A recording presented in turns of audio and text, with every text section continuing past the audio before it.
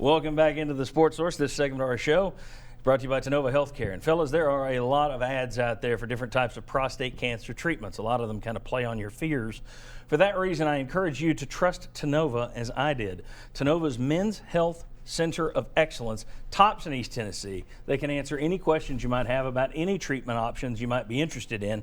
Trust me when I say trust Tennova, because Tennova saved my life.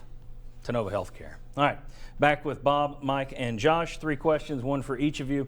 If you want to jump in on somebody else's answer, you can, but make it quick. Bob, quickly start. We'll look around the South here, and I'll quickly start with you. Steve Spurrier, as is his wont, gets tired of losing, quits.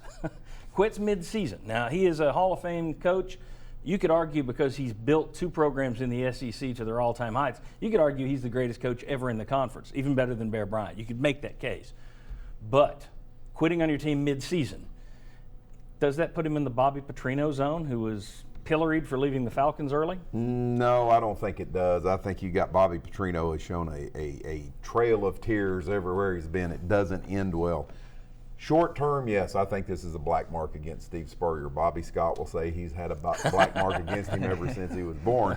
But I think once the season's over, once you put a little distance between that, everybody's going to go back and look at, realize what he has done. So in the short term, I think the optics are really bad. Long term, I think it kind of gets forgiven and pushed to the side. Ooh, the optics, nice word. You could also say this. Petrino, I think he left a note in each of his players' locker, whereas Spurrier had the team meeting and then announced his deal. So that's different too. Mike Strange, yes. South Carolina. Yes. Will it continue to be a legitimate program in the SEC as it has been under Spurrier? Now, I know they've taken a step back here, but still, they're better than they were for much of that first decade in the SEC. Can they continue on post-Spurrier, or do they revert to what they had been for about 90 years, and that's not a very good football team? Well, it kind of depends on a little bit on them and a little bit on Tennessee. I think what Spurrier did, if you look at the big picture, he made South Carolina Tennessee, and Tennessee became South Carolina. They traded places in the pecking order there, and that was partly Tennessee's fault. Now, I don't think another coach is going to make South Carolina as good as Steve Spurrier did. But it's also up to Tennessee to rise back up and take that place away from them and put them back down one. So.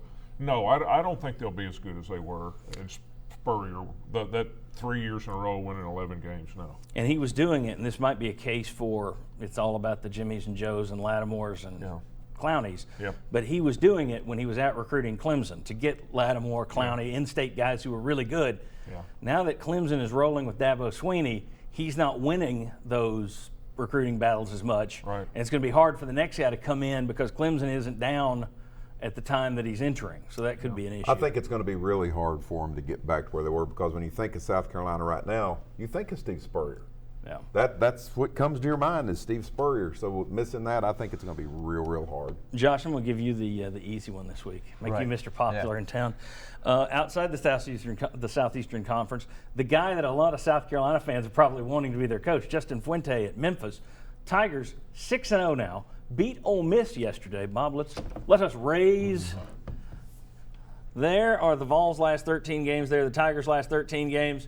Memphis has won 13 in a row. Tennessee 7-6 in that time. But there's a little difference in the competition you're facing. I'd like to see how many of those Memphis teams were ranked when Memphis played them.